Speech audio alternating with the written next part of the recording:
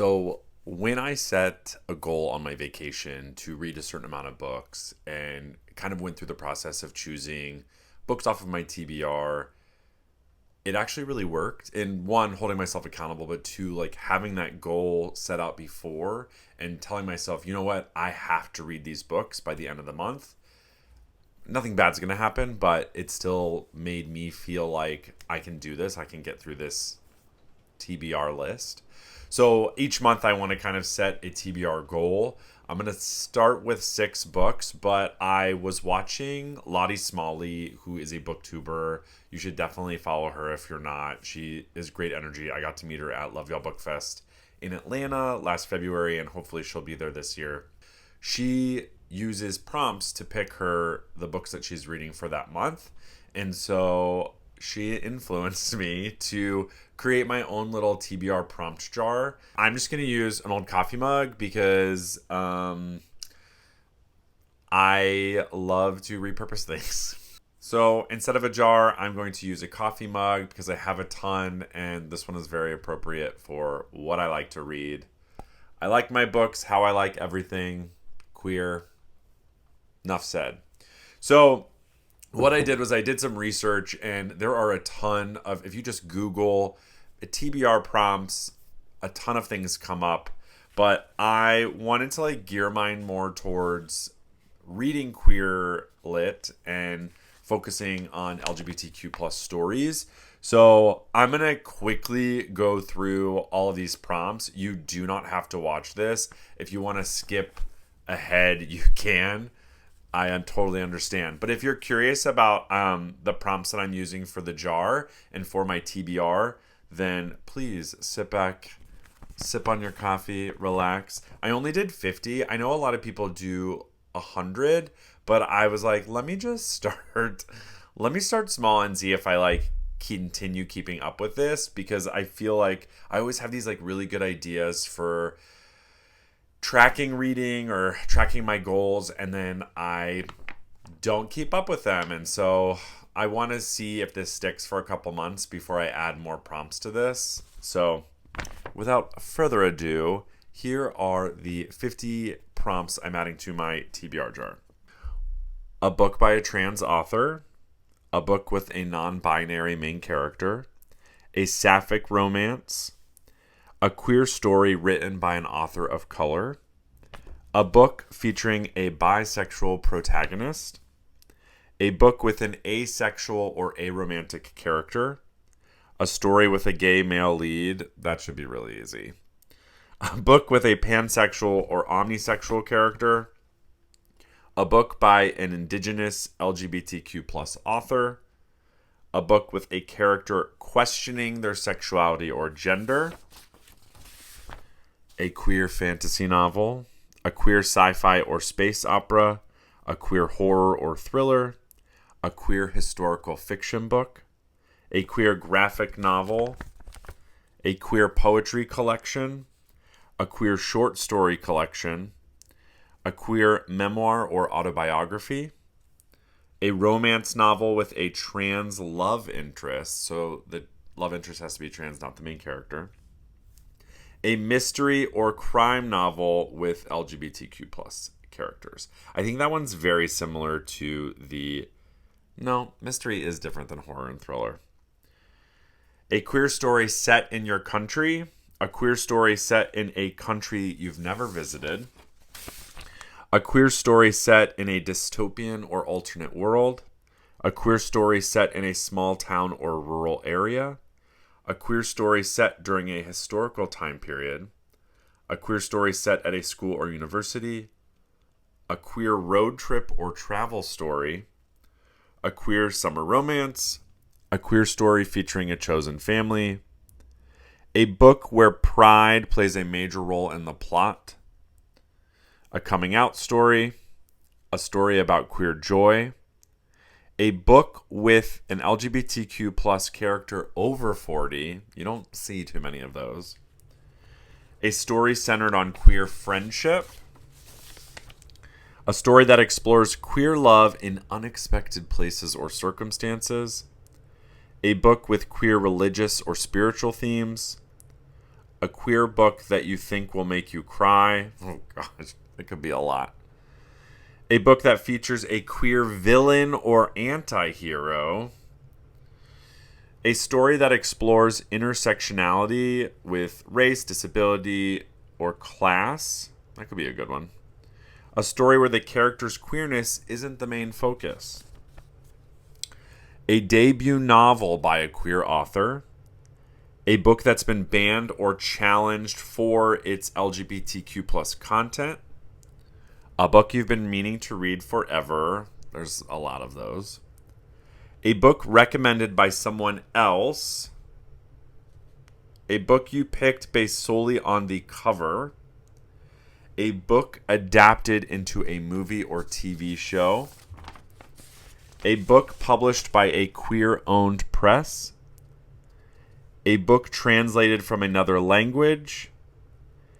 A book published in the year you came out. Oh, that one's funny because I feel like as a gay person, I saw this TikTok video where it's like, as a queer person, you're constantly coming out. Like, when you start work at a new place, you're coming out to all of those people. But I'm going to go by the year that I came out. I'm going to say 2008. 2008 is the year that I'll say I came out. And finally, a book with queer history, or it says LGBTQ plus elders, but I'm gonna focus that on the queer history part. So a book that has queer history in it, maybe like historical fiction. And that's it.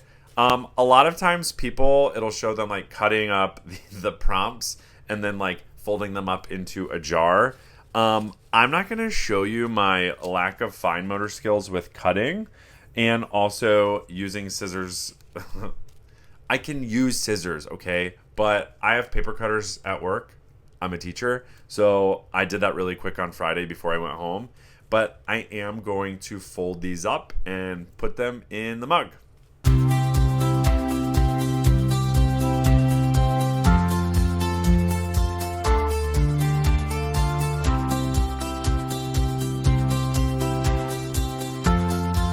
So, just as a warning, the reason why these books are already picked is because I filmed the entire back half of this content and then realized that the audio was completely useless because the mic had been moved and you couldn't like hear anything I was saying. So, if you're like, gosh, he picked these prompts and the book is right there, that's because I had already selected these books. From when I filmed it before. So takes all the editing out too. So here we go. So just for the sake of the picking, I picked 6 prompts that matched that I just put in this little mug. My goal is to read from my physical TBR, which is nice because there are some ARCs, some recently gifted copies in here as well that will help me get through those. So the very first prompt I picked was a queer book set in a country that you've never been to before. And this one was actually really hard because a lot of the books I own are from countries that I have visited, like even outside of the United States. I have a lot set in England and France and Italy and Greece, but I was like, gosh, what am I going to pick? And it was between 2 books, one set in El Salvador, and the one I ended up deciding on is set in Ukraine. It is The Sunflower Boys by Sam Walkman. A poignant coming-of-age story with the sensitivity and haunting power of what belongs to you and swimming in the dark about a young boy wrestling with his sexuality as war breaks out in modern Ukraine. So this is like the current state of the world in Ukraine. So I'm excited about this one. I've heard really great things. My friend Jason Blitman, who is the host of the Gays Reading podcast, recommended it, and I believe it is his book club book through Allstora. So there we go. First pick. The second prompt I picked was a book with a bisexual main character. I picked The Griffin King by Sarah Omer. I actually highlighted this book in a previous video. Basically about a warrior princess who gets caught in a love triangle, I believe, between the conquering warlord and his wife. I don't know. This is the type of book before I solely read queer books, I was huge into fantasy and sci-fi. And this type of book is something I would eat up prior to my refocus. Combining fantasy and queer characters, done. So I'm actually really looking forward to this one. The third prompt I picked was a queer book with a non-binary main character. And I knew which author I wanted because I have loved every single thing I've read by them, and that's TJ Alexander. And so I have not read Chef's Kiss. A high-strung pastry chef, a laid-back kitchen manager, it's a clear recipe for disaster in this deliciously fresh and witty queer rom-com. So I'm excited about this. My favorite one of TJ Alexander's so far would probably be Second Chances in Newport Stephen. It's set in Florida, where I'm from. It's a second chance romance, but it's done in such a way. I usually don't like second chance because in my mind, I'm like, if you broke up the first time, do you really need to be together again? But I loved it. I like that one a lot. So, also, fun fact, Second Chances in Newport Stephen was the very first book that I was ever approved for on NetGalley. So it has a very special place in my heart. And I've also accidentally brought it to 2 different signings with TJ Alexander, and they've signed it twice. So now, as a running joke, I'm just going to keep bringing it with me to signings that I go to, so I can keep getting signatures.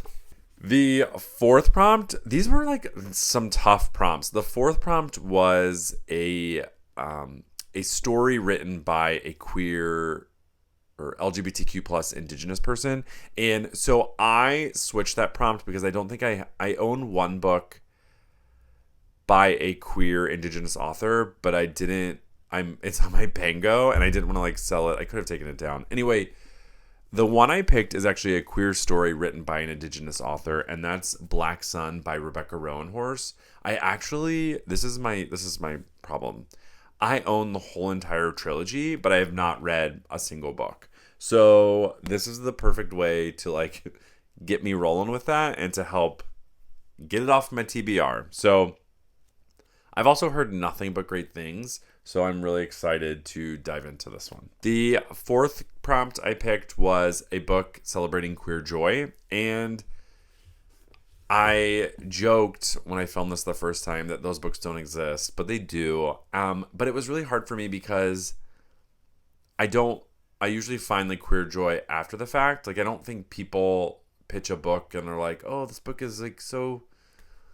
read this book because it's queer joy. Usually there's conflict or a problem. But there is one book on my TBR that I have been sitting on for a very long time, and I love this author, and he's such a nice person.